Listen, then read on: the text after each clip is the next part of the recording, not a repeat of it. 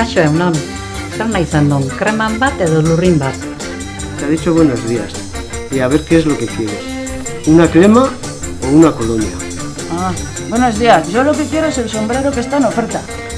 Ese es, bea nahi du eskaintzen dagoen kapela. Gizon laguna etorri da, eta txakur batekin gainea.